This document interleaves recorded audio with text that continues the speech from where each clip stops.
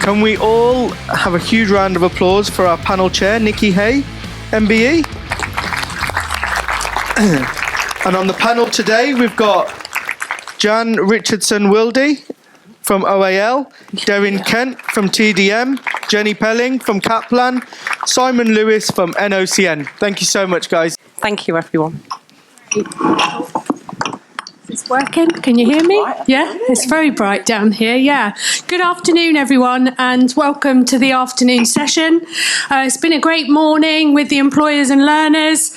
I'm Nikki Hay. I'm chair of ALP, but also director of apprenticeship strategy and policy at BPP Education Group. I've been in the industry for, I'm going to say, over 20 years, because I hate saying the actual years that I've been in the industry because it makes me sound like a dinosaur. But if I was to say to you, I remember YTS, and I think that we've come a real long way since those days.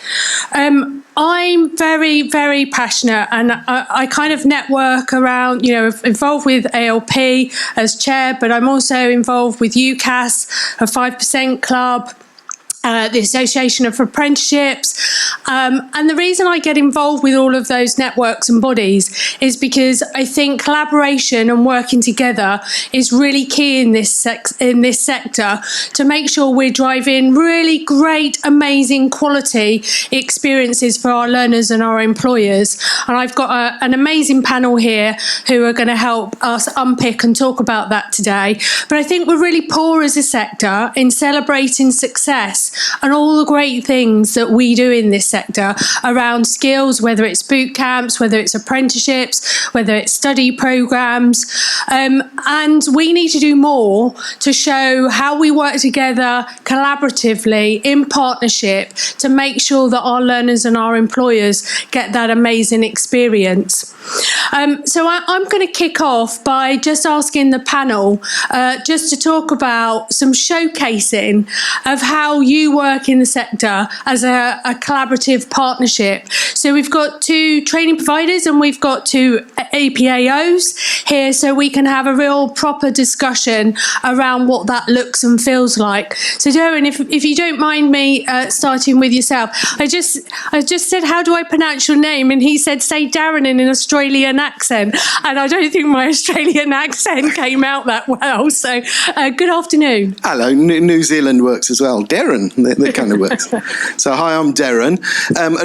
I was inspired by Safaraz in the first presentation earlier today, who said that as a guy in his mid-50s speaking about amplifying your brand, I feel a little bit of imposter syndrome.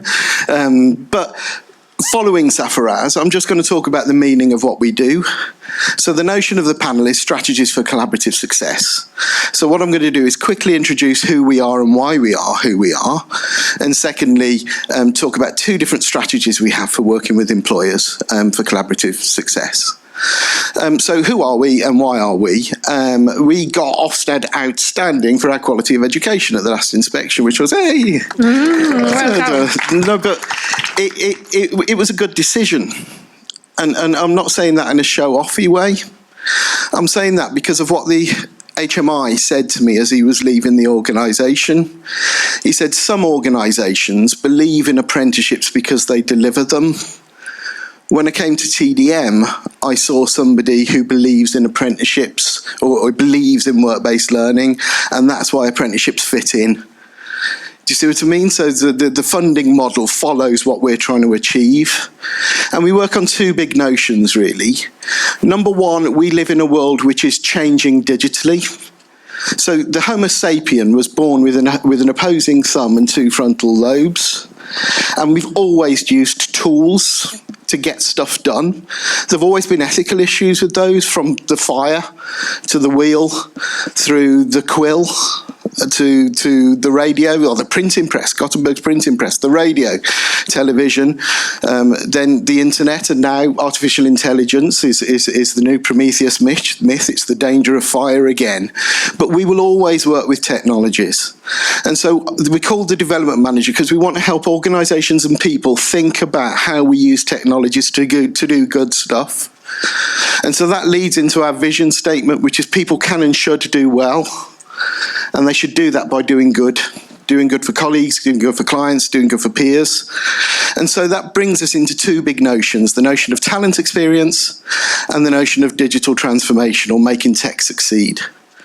You remember the LSIPs, they've been going on all over the place, and they thought that what they were going to say is they were going to do a big research project and find out that in this county we need more yak herders or more basket weavers, and therefore the colleges should run that course. And that's not what they found.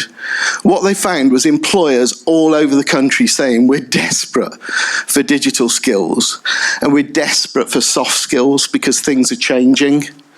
And that fits into what we're trying to do as an organisation. So the two strategies. Number one, for employers, I heard today, I can't believe this, they've got rid of the tripartite coaching intervention for half an hour once a quarter now. In TDM, we are called the Development Manager because we're a coaching organisation that builds relationships between an employer and somebody who's working in that organisation. Whatever they do to the funding rules, we'll carry on and we'll do a monthly coaching intervention. And we send in 2 or 3 types of coach.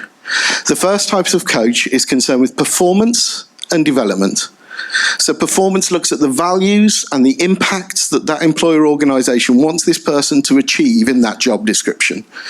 And we're coaching around that notion. We look at the values, we look at whether somebody's getting better at work and if they're going to keep their job.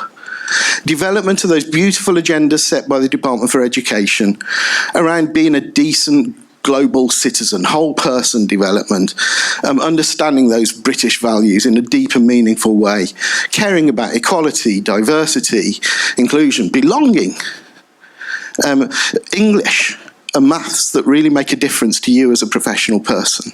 So that first coach is dealing with those agendas. The second coach is concerned with skills and knowledge. And unlike many bootcamp providers out there who can create a data analyst in 8 weeks, we're not that clever. I wish we were as good as them, but we're not. It takes us about 5 years to get a data analyst worth about 50, 60k a year. But they go through stages. They go through beginner, which is a boot camp. Then they do a technician level. Then they become a technologist. And then they become a technology leader where they think in a broader way about how technology works. And that's the whole journey from beginner to BSc honours degree. And so that's when we go into the small employers, we send in those 2 types of coach on a monthly cycle and we underpin that with a training programme. The large employer strategy is, guess what? The same. The difference is we develop a bespoke virtual learning environment, we get the employer to influence the content on it. And we get their experts and their expertise into the training programme, which underpins the very deeply, highly personalised tripartite coaching process. So the coaching process is still the heart of what we're doing, and it'll never go away, but the training programme becomes more bespoke when you're with a larger organisation.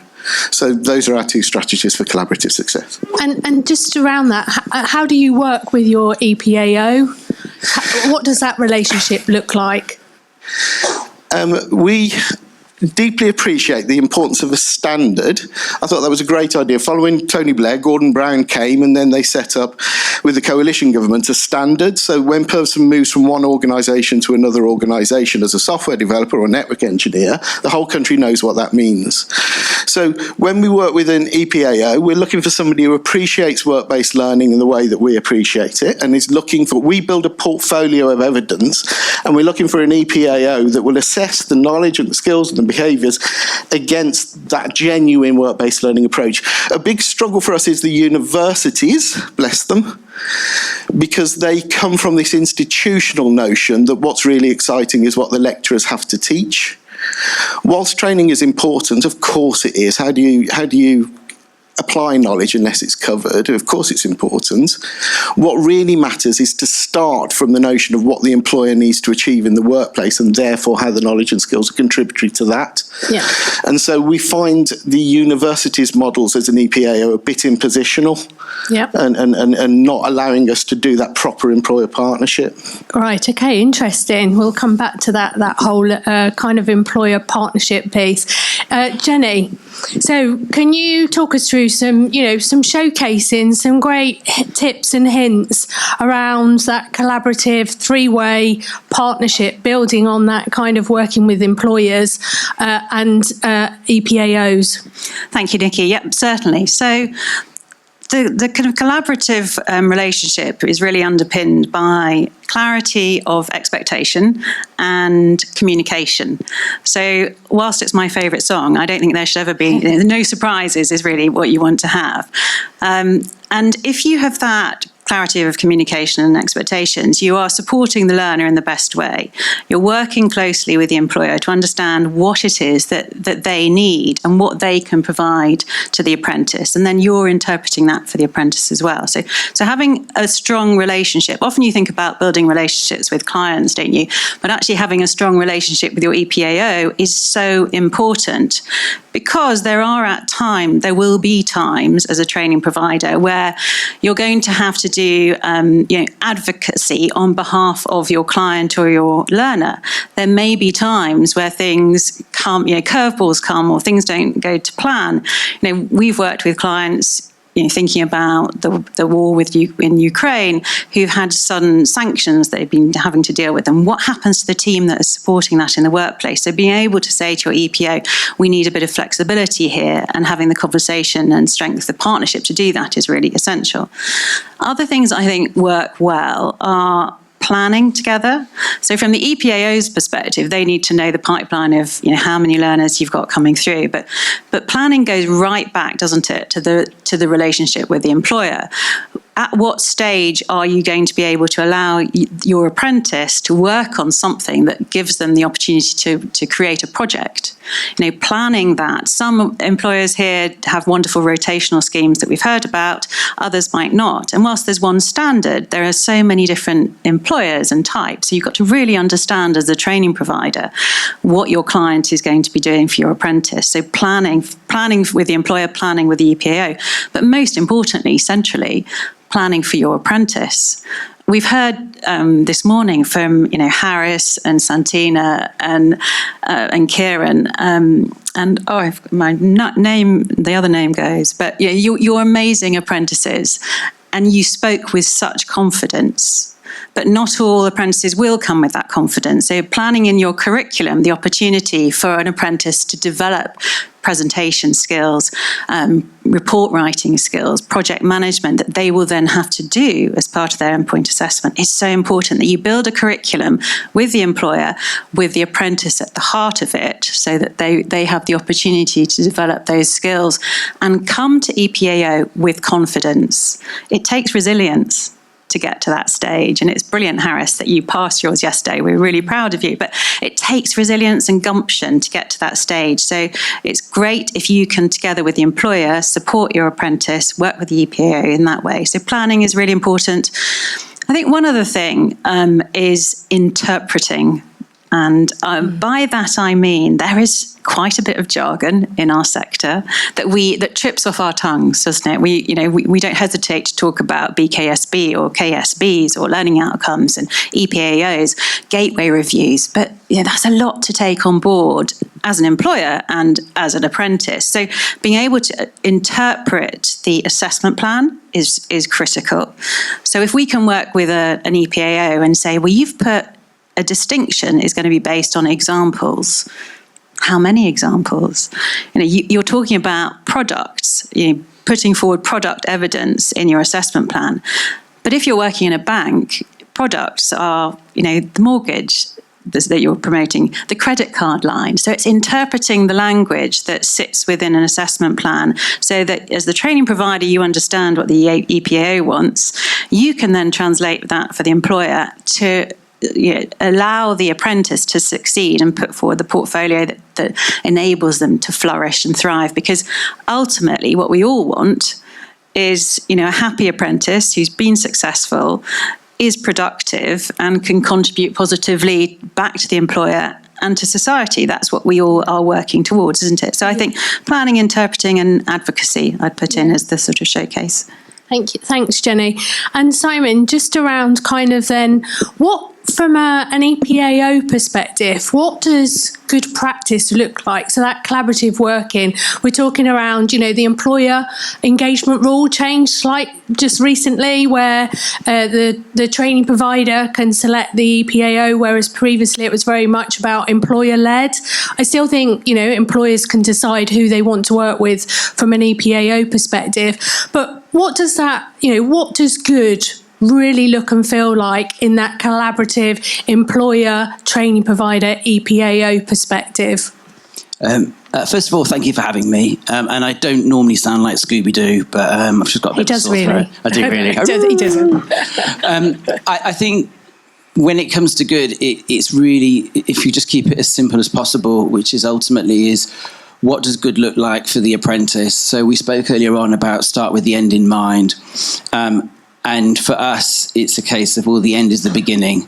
So what good looks like is, what is that person going to take away with them? How do we make sure that there is consistency in what they take away?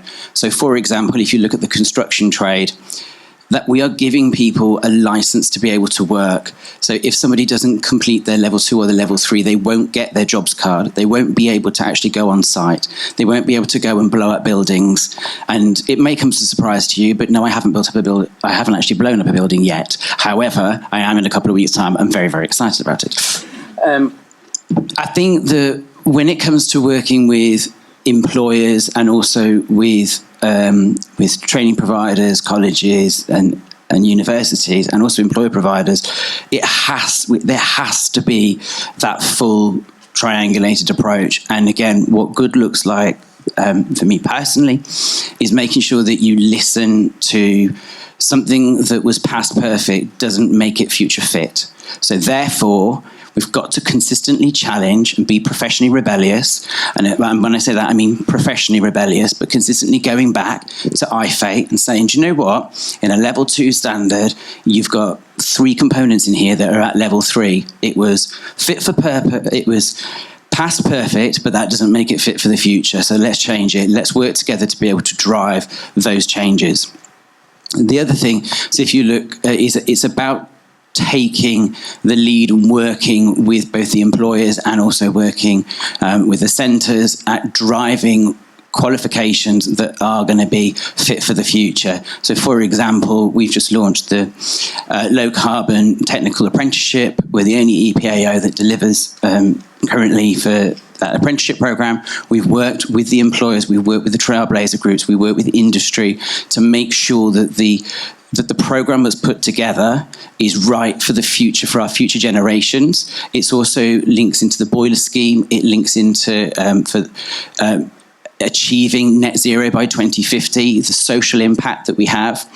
And we're a bit weird, if you like, as an EPAO, because we've got over 80 standards, and that's not a number to be like, all jack of all trades and a master of none. It's about the fact that there are a lot of standards that don't get picked up.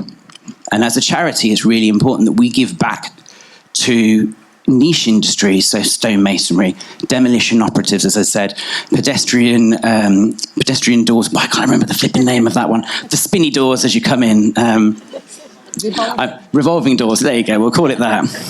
And again, working with the industries because, and again, the benefit that we have, and again, I think what good looks like is that we're not trying to fill the coffers of somebody and trying to make a big profit for shareholders. So as a charity is about our surplus is about going back into the industry. It's about sponsoring awards. It's about celebrating diversity. It's about making sure that actually in industries, so we work with a number of centres about getting women into construction as an example, forensic science, about looking at how each individual person and each trade is that what is provided for the future is fit for the future.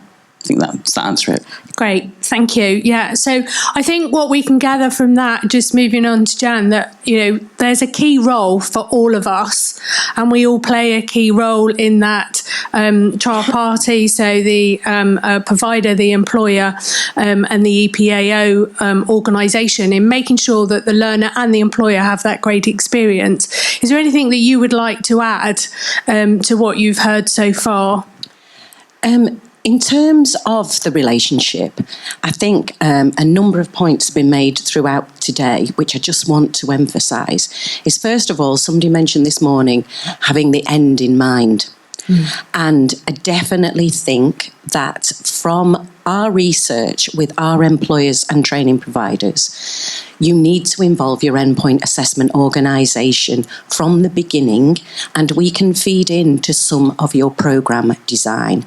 And the employers and providers that we work with that have built their programme to meet the needs of the employer. So although you might have a programme in food and drink engineering maintenance, in terms of the construction of that programme needs to meet the actual employers those apprentices are working with. So the biggest difference, I think, that has started to emerge with apprenticeships over the last few years is providers, whether that's a training provider or a college, can't just build a programme and say everybody's doing the same programme, whether it be business admin, customer service, food and drink, whatever. You need to actually bespoke that programme and that standard for those particular employers.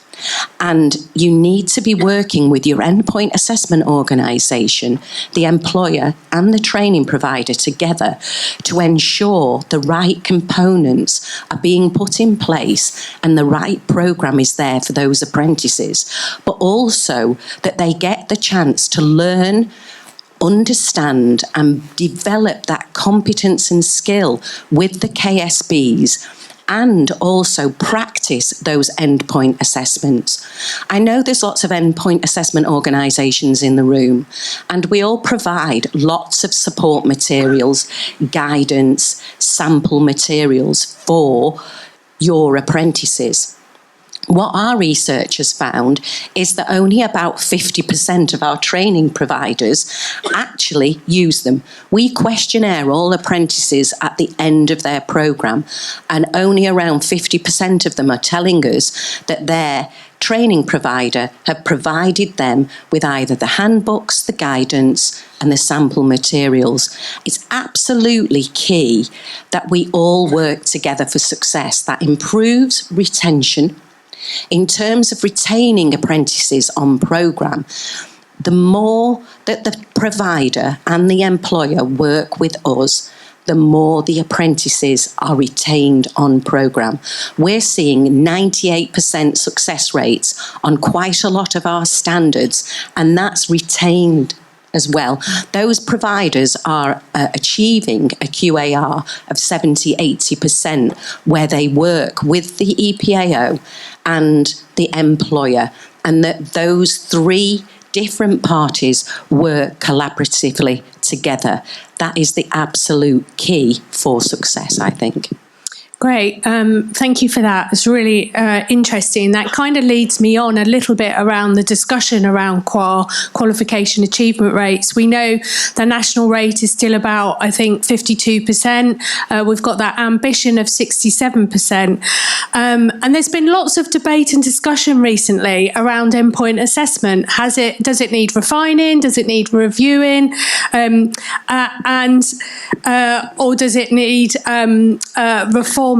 So I'd be really interested to hear from the panel actually what you think about EPA. Has it grown legs? Now we had an employer. I was involved in an employer panel just recently. The employers reported back that they feel the independence is really key.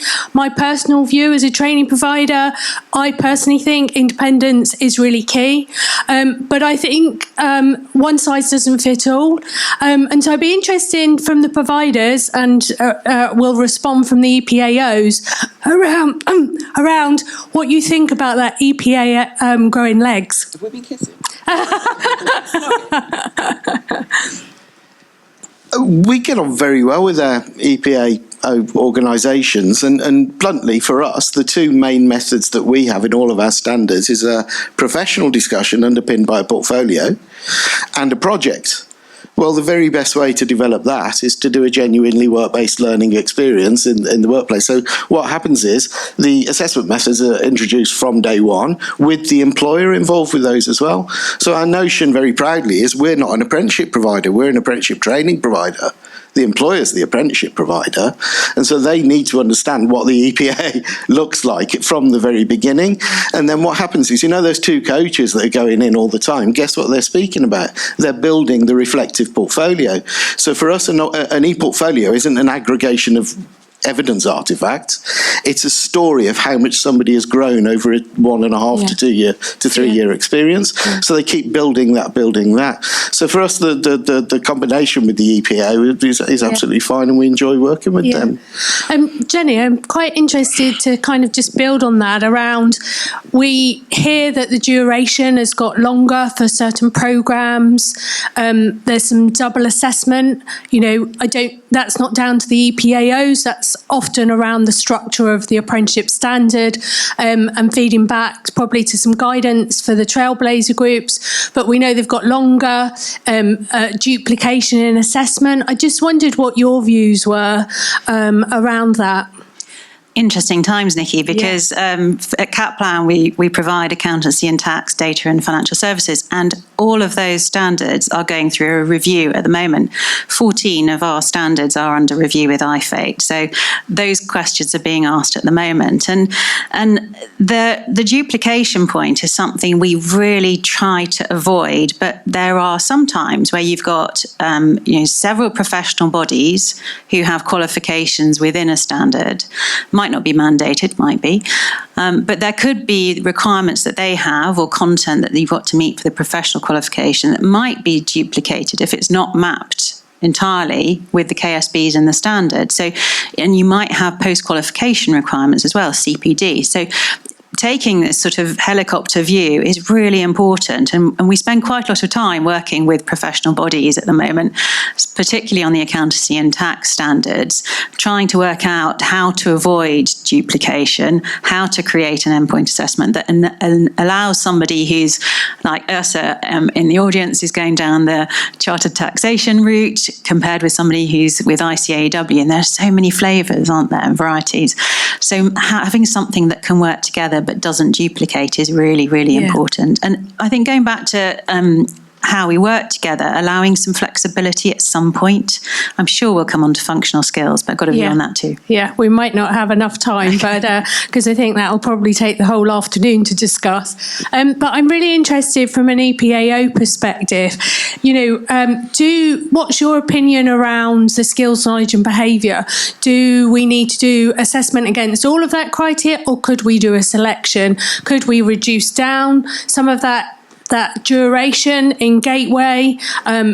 We talked about that duplication of assessment. We hear learners are doing projects during their training, and then they're doing a project again when they get into Gateway. So just be interested to get your feedback. Our view, Nikki, is that it's right at this point to do some refinement and review of endpoint assessment. The feedback from our employers, which I think AELP have found the same, is that they like the independence. However, in a way, the employers themselves have created part of the problem in the fact that they were given free rein to develop the standards, the 600 and odd standards we've got, of which at OAL we're approved for 45 of them. Now, the issue we've got there is a lack of consistency in terms of how the standards are structured, the levelling. I think Jenny mentioned this in terms of levels. Some level 3 assessments in some of our standards contain 3-4 different assessment methods, but some level 3s have only got 2. So there's a inconsistency in the levelling. There is a need to refine some of the assessments. Projects, interesting for you to say that, we've got 25 of our standards have projects in, and there's a complete lack of consistency in the requirement of how a project has to be done in the standard. So there's a need to review all of that, review the levelling, review the different assessment methods and make them more fit for purpose for the actual endpoint assessment. I think that, I don't want to mention how many years I've been in the business, but it's longer than what you mentioned. I do think that we're very keen at OAL, and in terms of apprenticeship policy moving forward, that the independence is kept, because we've managed to raise apprenticeships on the same parity of esteem as other qualifications. So we've got to be careful with the review that we don't throw the baby out with the bathwater and lose the actual ground we've gained in terms of the post-nominals that the Association of Apprenticeships are able to put in place and the actual UCAS points that for 25 years I've banged on about on every single board I've been on over the last few years, that we've needed to bring apprenticeships on the same level as A-levels and other qualifications. And independence is key to still, I think, achieving that where the employers are concerned. Yeah, I agree. As I said, my firm belief is that independence is great. As I said, that employer panel that we had fed back that they felt independence was great also. I just think we maybe need to refine that length, duration, the duplication. Do we actually need to assess all of the skills, knowledge and behaviour? Could there be a selection in that process? So Simon, just around, we've heard in the news quite a lot about apprenticeship flexibility. And employers being able to use the apprenticeship levy, quoted 50% by Labour. But actually, I'm quite interested in your views around the actual apprenticeship and modularisation, and whether you think that's a good way to go for the future. I think that the key thing is to take a step back and just to listen. Personally, again, depending on what trade that the apprenticeship links to, if a modular approach is the right way, then we just do it. And again, I go back to past perfect doesn't mean that it's future fit. So what we've done up until now has been great, and if a modular approach is the right way to move forward, I think it's just making sure that it's correctly branding what is an actual apprenticeship. And if we're going to start to do lots of different approaches and lots of different pathways, then let's call a spade a spade. Oh, it's a pun I wasn't even intending for Brit. But let's just make sure that what actually makes up an apprenticeship program, what is a modular approach, front-loaded, end-loaded, or whichever way around, or whichever way it sort of fits with the different sectors. But I think it does come back to that whole thing, and again, and I use the phrase around professional rebellion, because lots of the different trades and lots of different people, it's the people who've been involved who've put together the standards. And I agree with Jan that was in some ways it's a little bit like, okay, we now need to sort of unpick what was the problem or what's the challenge that we now have. But at the time that they were created, they were fit for purpose. Some of them might not be now, but one size won't necessarily fit all. So there has to be a way that for each sector, that the approach can be put into context for each sector, but then also that what does an apprenticeship actually mean? And for me, it's about that whole thing of not just the end in mind, is what is that person then going to take away? What does it actually mean? And it's a little bit like there's no such thing as a bad leaver. If somebody leaves a program 3 months in, is a modular approach actually a better approach? Because on that apprenticeship route, they do 2 modules, and actually that's what they need within the sector that they're working. Happy days, because it's about the workforce and what do employers need in the future. And then also not forgetting, which we've not talked a lot about today, which is the existing workforce, which a lot of the apprenticeship funding is currently used for, of upskilling our current workforce, which is that's where the money is also used. And actually, there's some great achievements out of there. I'm literally starting in September my level 7, and I wouldn't even think of any other route than to do an apprenticeship program. And that's not to do with working in the industry. It's just common sense. Although common sense doesn't necessarily exist. Has anyone got children in here? Sorry, just because, if you put a pile of washing at the bottom of the stairs, people just walk past it. So maybe we move on from common sense. Yeah, so that's great. And I do think, linking back to QAR, we don't celebrate enough, and we haven't unpicked enough in government, particularly around those individuals that join an apprenticeship but get promoted, and maybe the apprenticeship's not relevant anymore, or do a sideways move, but would have never ever have got that opportunity if it wasn't for apprenticeship. So we need to ensure that, qualification achievement rates, okay, if they never remove those, we hear that, but there's got to be all those success stories sitting underneath. And I quite like Jenny's quote behind the scenes earlier this morning, talking about QAR leaver proud. So I think for those that don't achieve the apprenticeship, there's still all those great success stories. And so I quite like that, Jenny, QAR achiever proud. So just before, we've just only got a couple of minutes. So if I could just ask you in 1 minute, just sum up one change, refinement that you would like to see around the apprenticeship landscape, whether that's to do with IFATE, the funding, the structure. So just quickly, 1 minute each, what you would like to see change. Put employers first. So our biggest, most famous client is Microsoft. And if you look online on LinkedIn, the reason they like TDM is because we're a skills-first training provider rather than a course-first training provider. So we're in danger of letting the tail wag the dog. The idea that they're dropping even the need to do a half an hour tripartite once a quarter is just absurd. We need to get apprenticeships back.